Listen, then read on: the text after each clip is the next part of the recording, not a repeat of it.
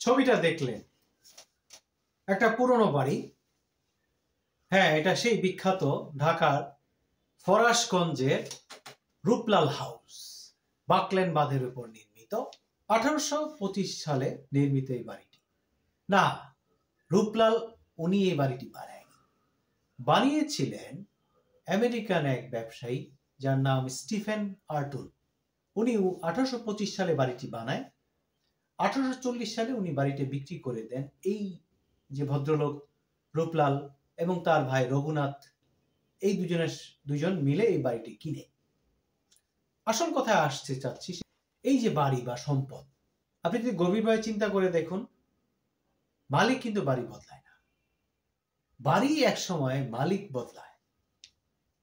1840-এ এই বাড়িটি কেনার পরে 1947 পর্যন্ত 107 বছর রূপলালের ফ্যামিলি এখানে থেকেছে। একটা পর্যায়ে গিয়ে 47 সালে তারা কলকাতা চলে যায়। এটা একটা এক্সাম্পল দিলাম, আমি উদাহরণ দিলাম যে সম্পত্তি যে কিভাবে হাত বদলায়, না সম্পত্তি তার মালিককে বদলায়, সেটা হচ্ছে বিতর্ক। আপনি প্রকৃতি কিন্তু তার নিজের নিয়মেই চলে, সে কিন্তু একটা পর্যায়ে গিয়ে তার নিজ গতিতেই চলে। আপাত দৃষ্টিতে আমরা হয়তো দেখি যে মালিক বাড়ি বদলাচ্ছে, আসলে না। আপনি দেখবেন একটা বাড়ি যদি 100 বছর হয়, সেখানে দেখবেন মালিক কটা বদলেছে, সেটা হলো বিষয়। মালিক চলে গেছে কিন্তু বাড়ি কিন্তু তার ঠিক জায়গায় আছে।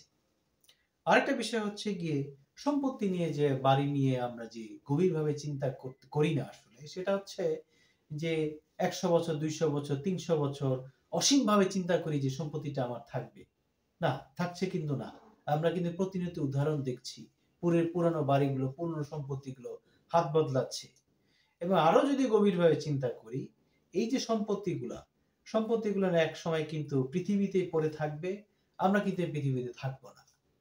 মানে এই পৃথিবীটা যে তৈরি করেছে সৃষ্টিকর্তা, তার কাছে কিন্তু থেকে যায়। আপনাকে সম্পদ দেওয়া হয় পরীক্ষার জন্য, এবং সেই সম্পত্তির ক্ষেত্রে কিন্তু আপনার শুধু নিজের এককভাবেই যে অধিকার তা কিন্তু না। এই সম্পদকে কেন্দ্র করে আপনার বহু জনের অধিকার থাকে, কম বেশি। হয়তো আপনার অধিকারের একচ্ছত্র একটা প্রভাব থাকে, হয়তো দেখা 60%, 70%, কিন্তু তার সাথে কিন্তু আপনার সন্তান, আপনার বাবা মা, আপনার স্ত্রী, পাড়া প্রতিবেশী এবং আশেপাশে যে অভাবী লোক আছে, তারও এখানে অধিকার থাকে। যে গভীরভাবে যদি চিন্তা করেন, যারা সম্পদকে একবারে কৃপণের মতো কুক্ষিগত রাখে, তাদেরকে উদ্দেশ্য করে জিনিসটা বলা। আপনি অ্যাবসলিউট ভাবে যদি চিন্তা করেন, দেখবেন এই সম্পত্তি এক সময় আপনাকে লাথি মেরে বের করে দিবে। মানে মানুষ সম্পদ বদলায় না, সম্পত্তি মানুষকে, মালিককে চেঞ্জ করে দেয়। এবং আপনার সম্পদের পরিমাণ যে বাড়ে, সেটা নির্ভর করে আপনার পারিপার্শ্বিক যারা আছে তাদের উপর নির্ভর করে। সুতরাং এটা বুঝতে হবে, এই সম্পদের মালিক বা এই টাকার মালিক, এই ধন সম্পদের মালিক শুধু আপনি একা না।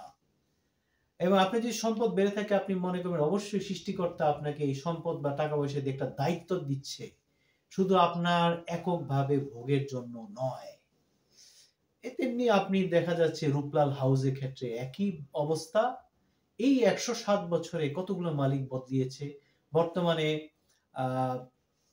এটার মালিক একজন, আমার এই মুহূর্তে মনে আসছে না।